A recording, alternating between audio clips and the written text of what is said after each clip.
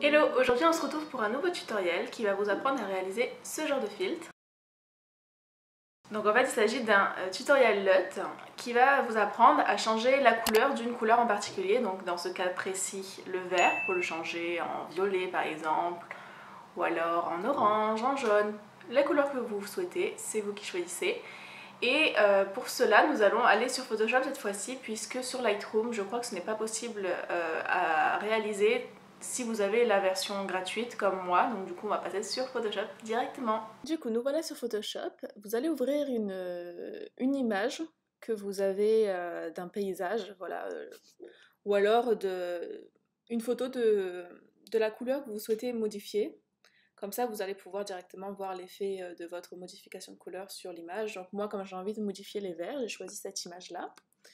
Donc vous allez aller ensuite dans Calque, Nouveau calque de réglage, et vous allez aller dans Teinte saturation.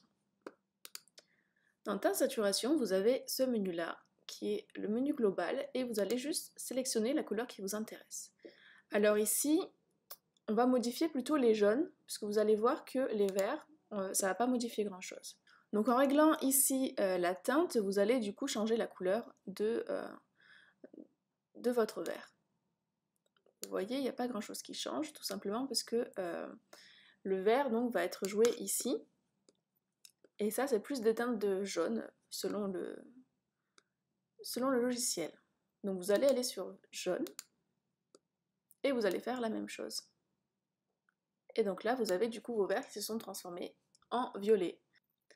Donc une fois que vous avez ouvert votre fichier LUT base, vous allez cliquer glisser sur la fenêtre de votre LUT, cliquez sur teinte saturation et le faire glisser sur votre base LUT. Et vous avez enfin du coup votre LUT disponible, donc exportation en format PNG. Vous l'enregistrez dans votre dossier en PNG, hein, c'est important. Et on se retrouve du coup sur SparkAR. Nous voici sur SparkAR. Donc pour commencer, évidemment je ne vais pas me baser sur cette vidéo là parce que il n'y a pas de vert dans cette image. D'ailleurs l'image, on en parle, la lumière, l'ordi me bloque toute la lumière, c'est génial. Bref, donc pour commencer, j'ai téléchargé une vidéo d'un paysage. J'ai pris Harry Potter, hein, voilà la base. Pour ça, je vous invite à télécharger des vidéos du coup de paysages que vous-même avez filmés ou alors que vous avez trouvé sur YouTube et à les transformer en format WebM, WEBM. Et du coup, ce sera le format idéal pour le mettre sur Spark, autrement ça ne marchera pas. Donc vous avez juste des sites de conversion sur internet, transformation MP4 to WEBM et voilà, vous n'avez rien d'autre à faire. Donc, nous voilà avec cette vidéo. Donc pour réaliser ce tuto LUT, je vous invite à télécharger dans la barre de description le fichier Fast Color LUT, qui est du coup le fichier créé par Josh Beckwith. Je vous mettrai aussi également les liens de sa page. Il est vraiment très calé en SparkAR et en code en général, donc vous apprendrez plein de choses avec lui. Et du coup, on va ouvrir le patch editor et on va faire glisser le Fast Color LUT. Il nous faut également extraire la texture de la caméra et on va créer aussi un canevas avec un rectangle et ce rectangle sera le LUT.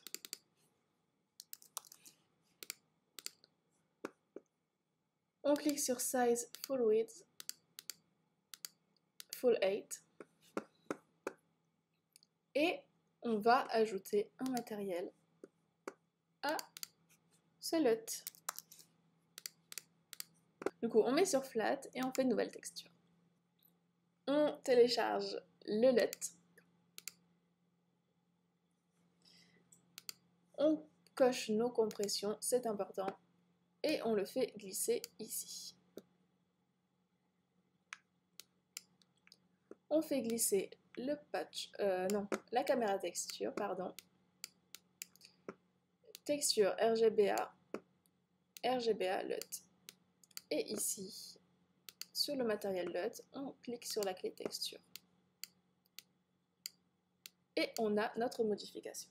Ici, je vous invite également à cliquer sur Face Color LUT. Et du coup, je vous invite à modifier ces valeurs-là par 0,05. Et ici 0,09. Donc en fait là vous voyez pas forcément de différence, mais à l'export ça vous évitera d'avoir des bugs au niveau des couleurs, au niveau de la qualité de votre image. Ça devrait régler le problème, c'est quelque chose qu'on m'a appris récemment et ça aide pas mal. Donc en fait maintenant ce qu'on va faire c'est que bon là vous voyez du coup comme ma caméra elle est un peu dans l'ombre etc, je suis un peu jaune, j'ai changé de couleur aussi. Nous ce qu'on veut c'est que le paysage change de couleur mais pas forcément nous-mêmes. Donc on va faire une segmentation, donc pour ça vous allez créer un nouvel objet qui est un rectangle et vous allez faire pareil, fill width, fill height, nouveau matériel que vous allez appeler segmentation. Rectangle pareil, comme ça vous savez vous retrouver.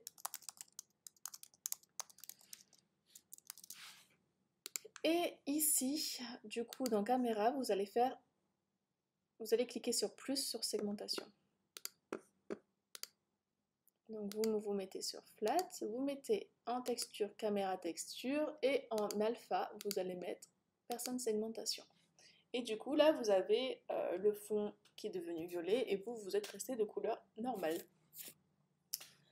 Comme vous voyez, comme d'habitude dans les LUT, le face retouching ne marche plus une fois qu'on applique le LUT. Donc pour ça, on va tout simplement créer un nouveau face mesh dans le face tracker où il y a le retouching. Donc ça, c'est le retouching. Et ça sera Retouch Rocks. Vous faites un nouveau matériel. Et ici, vous allez le mettre sur Flat, Texture, que vous allez mettre ici. Vous faites commande C, commande V pour déplacer le Face Color LUT. Vous allez dans Face Tracker, Texture Extraction, cliquez, glissez. Ça devient la nouvelle texture. Et ici, on le relie à la texture du Face Mesh.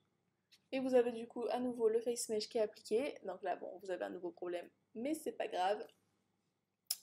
D'ailleurs, ça ne nous arrange pas du tout parce que ça me remet la couleur sur le visage. Bon, alors attendez.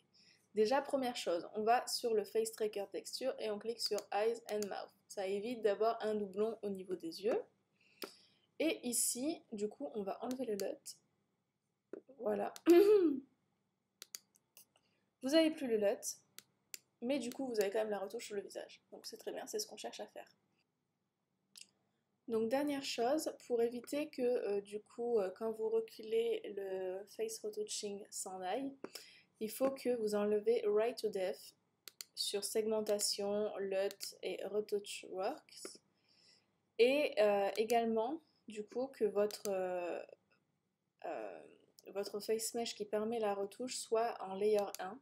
Donc il soit au-dessus du layer 0 pour que ça ne s'enlève pas.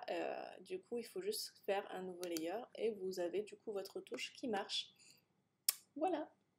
Et voilà, c'est fini. J'espère que ce tutoriel vous a plu. C'est un filtre que je vois un peu partout sur Instagram et je voulais vous montrer comment le réaliser puisque c'est un filtre très facile à réaliser. J'ai hâte de voir vos créations. N'hésitez pas à me les envoyer sur Instagram et à me mettre un commentaire, un like et à vous abonner si cette vidéo vous a plu. Je vous dis à la prochaine. Bye!